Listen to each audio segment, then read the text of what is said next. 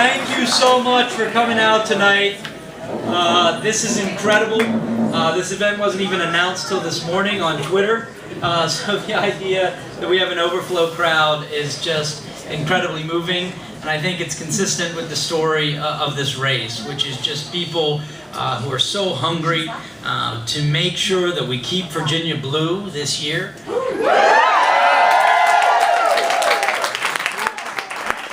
That we finally get to draw district maps in Virginia that represent the people of the state of Virginia.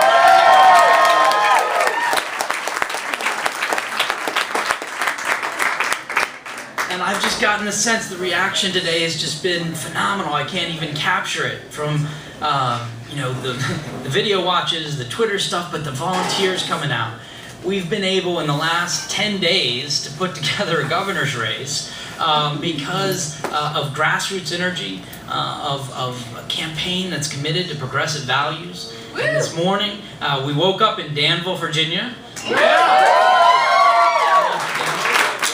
And we were able to cover the entire span of this amazing Commonwealth in one day, Danville up to Charlottesville to here. And y'all know that that's how this team does it. We are going to be there. We are going to work as hard for Virginians as they work for their own families. Because right now, it's just too tough out there. There's just not enough opportunity for those who are poor to make it out of poverty, for those even who are in the middle class to get up that next rung on the ladder. And it shouldn't be that tough. It shouldn't be that tough. I've told the story today of the first day my family spent in Virginia.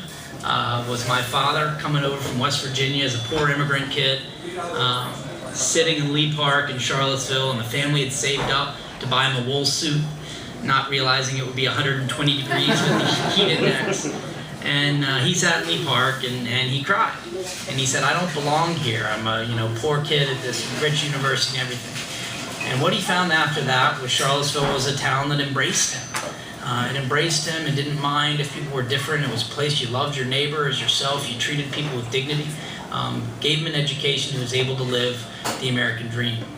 And I've got to be honest, I'm a happy guy. A lot of you know me. But it's a little bit scary right now. We saw in this election something broke.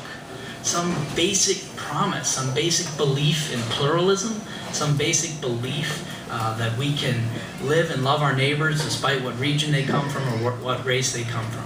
And the kind of demagoguery we've seen, the kind of playing to racial hatred we've seen is not okay in the country, and it's definitely not okay in the Commonwealth. And what we see in the Republican side in this race is one of Trump's top acolytes, someone who's dabbled in a level of racism and misogyny that is just not okay from a moral standpoint, much less a political standpoint.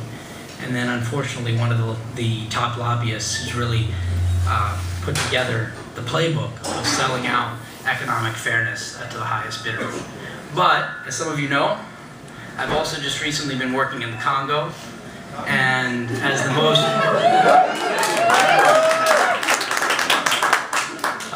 my staff's going to kill me for saying this, but I guess I do. But as probably the only Congolese person most Americans know say, Dikembe Mutombo? Yeah. No, not in my house. I say in Virginia. Yeah, no, here's the thing.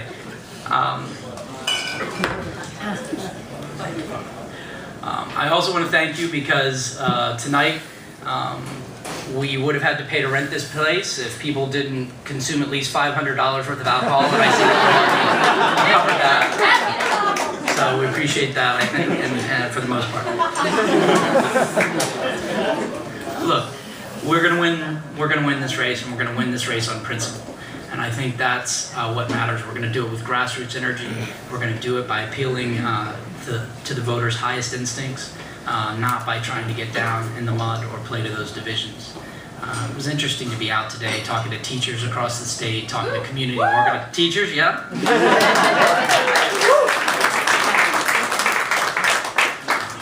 And community organizers across the state, business leaders and others. Lots of shout outs.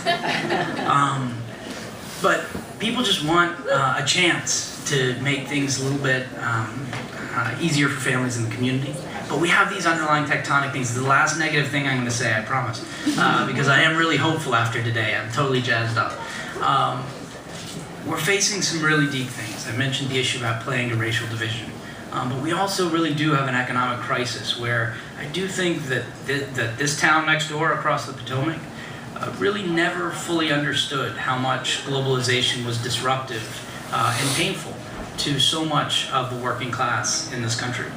And now I think elites are missing the boat on how much automation and technology are going to be challenging working class and middle class jobs over the next generation. I think we haven't looked at how some of the social fabric of our democracy is framed. We see this bubbling up across the state.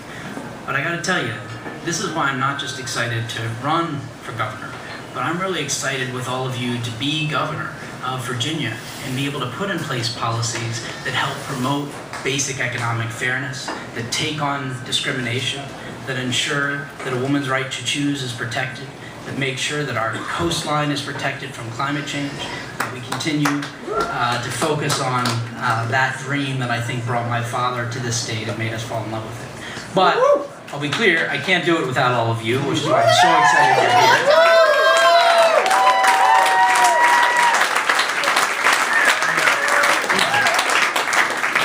We are going to be a grassroots campaign. We're going to be a campaign of big ideas. We're going to be, as I've described myself before, a pragmatic populist. I think you can understand that the system has been rigged against the people, but still want to focus on constructive solutions to those problems. And that's what I've tried to do. It's what I've tried to do as a nonprofit executive. It's what I've tried to do in peace negotiations. It's what I've tried to do in reforming parts of the federal bureaucracy where so many Virginia workers work. But we have 6 months for the primary, and we have 11 months, more importantly, to win this race. So I hope tonight people will feel inspired to go out and recruit 10 friends to become activists in this campaign and knock doors. How many of you have knocked doors before?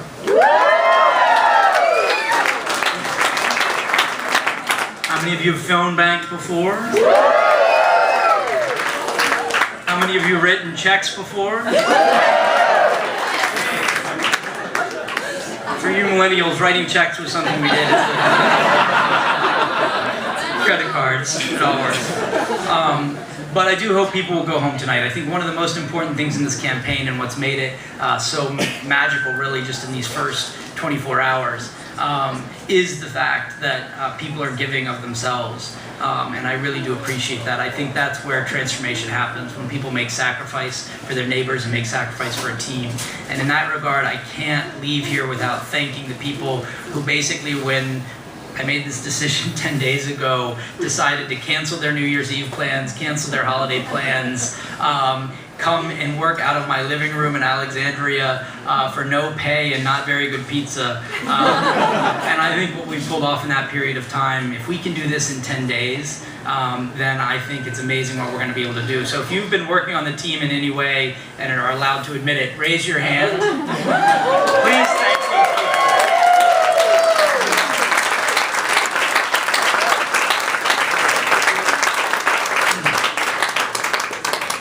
I'm going to stick around for a while tonight, so if you have your individual questions or comments, or if you have a perfect answer to the question how we're going to win, I'm open to all of that.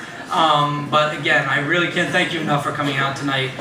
This is where I draw my energy from, and I'm going to try to take that energy out across the state as we go on this listening tour. So thank you so much. We're going to win this thing. We're going to win it together.